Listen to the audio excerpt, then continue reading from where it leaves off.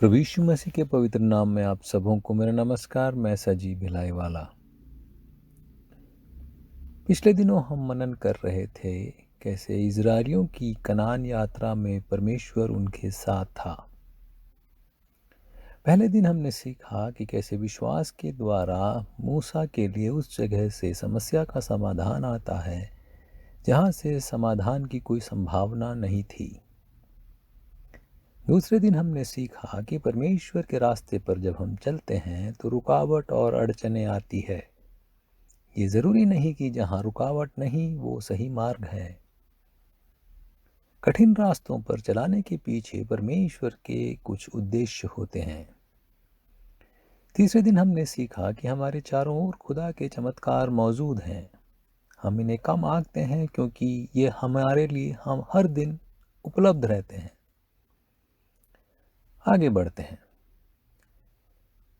रेगिस्तान में इजरायली लोग तंबुओं में वास करते थे। सारे लोग आसपास तंबू गाड़ते थे और उस झुंड को हम एक डेरा कह सकते हैं। परमेश्वर का सानिध्य जो बादल के खंबे के समान उनके ऊपर रहता था, जब उस जगह से उठ जाता तो वो समझ जाते कि डेरा उखाड़ने का वक्त आ गया है।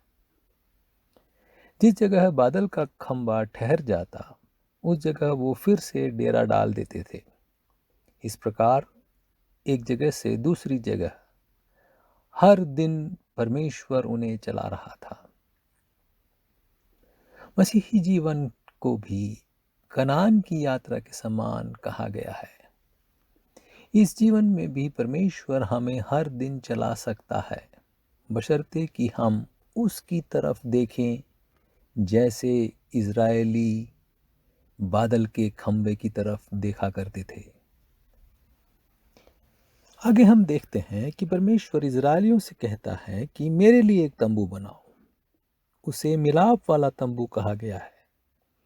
इस तंबू को उनके डेरे के बीचों बीच बनाना था। उनके डेरे के हर कोने से ये तंबू दिख सकता था। क्या सर्वशक्तिमान परमेश्वर मनुष्य के बनाए एक तंबू में समा सकता है? क्या सर्वव्यापी परमेश्वर को जरूरत है एक ऐसे स्थान की? वो पहले भी मूसा से बातचीत कर रहा था, वो अब भी कर सकता था। लेकिन ऐसा एक तंबू बनाने के पीछे परमेश्वर का उद्देश्य उन्हें कुछ सिखाना और हमारे लिए भी कुछ सीख छोड़ जाना था। प्रियो, परमेश्वर का सानिध्य हमारे जीवन में इस प्रकार रहे कि जीवन के हर क्षेत्र से हम उसके सानिध्य को देख सकें, समझ सकें। जैसा कि इजरायली लोग डेरे में कहीं पर भी खड़े रहें, वे परमेश्वर के मिलाप वाले तंबू को देख सकते थे। जीवन के कई क्षेत्रों में हम उसके सानिध्य को भूल जाते हैं या भुला देते हैं। लोगों को कहते सुना है ना, ये धंधा है यार, इसमें ईश्वर को मत लाओ, ये मामला अलग है, इसमें धर्म न लाओ।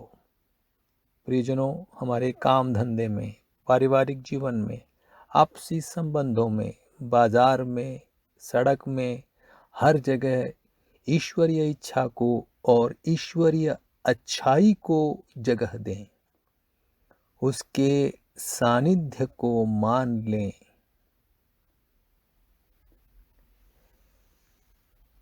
जब बलि चढ़ानी हो तब तंबू तैयार नहीं किया जाता था। जब आराधना करनी हो तब तंबू तैयार नहीं किया जाता था। ये तंबू हमेशा उनके बीच रहता था। ये इसलिए था कि उन्हें याद रहे कि हमेशा परमेश्वर का सानिध्य उनके बीच में है। प्रियो, हमारे लिए भी ऐसा ही है। परमेश्वर का सानिध्य हमारे साथ हमेशा है। जब वे आराधना के लिए, बलि चढ़ाने के लिए मिलाप वाले तंबू में आते थे तो सब लोग एक साथ मिलकर आते और संगति करते थे। आपसी प्रेम को और संगति को वहां बढ़ावा मिलता था।